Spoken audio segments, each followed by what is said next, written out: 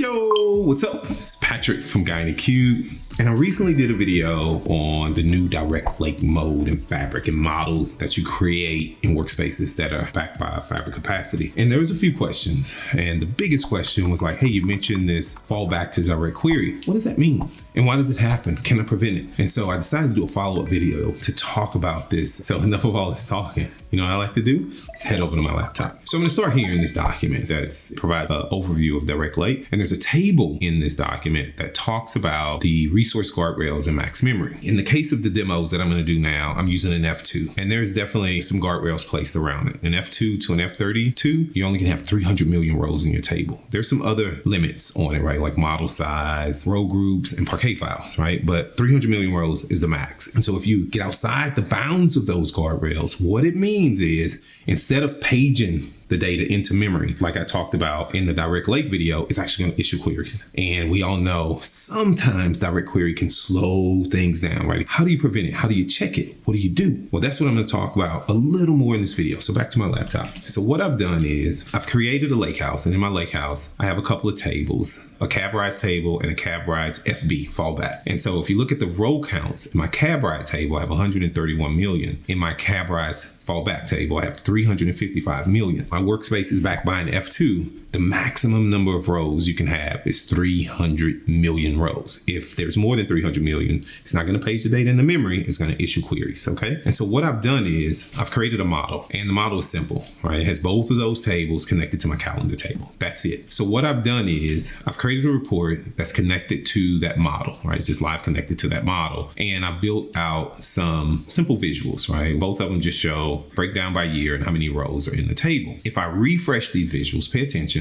you'll notice that one comes back really fast and the other one spins a little bit. And the one that spins a little bit is this 355 million row table. That's because it can't paste the data into memory because I'm only using an F2. You may think, well, Patrick, what do I do? How do I fix this? How do I solve this? Well, you got two choices. You really have three choices. One, you can reduce the amount of data that's in that table. So maybe you don't need all the data, reduce it. The second thing you can do is scale up. So go to an F64 because everything else is, the row count is 300 million. Or you could test this out and maybe the performance that we're getting here is sufficient. But how do you accurately test this out? Let me show you. There's a new behavior. Before this behavior came out, the only way to see if something was falling back to DirectQuery was to use Performance Analyzer, SQL Profile, or I think DAX Studio. But if I look at this table right here, that's this particular refresh, you'll see that there's no DirectQuery. But if I look at this table, it's going to highlight, you'll see that it goes back to DirectQuery. Now, maybe I want to control this. Maybe I want to do some testing and make sure everything goes DirectQuery and the performance is okay. Then I don't need to scale up. I don't need to reduce data. So what I can do is I can go over to my model view, click on model,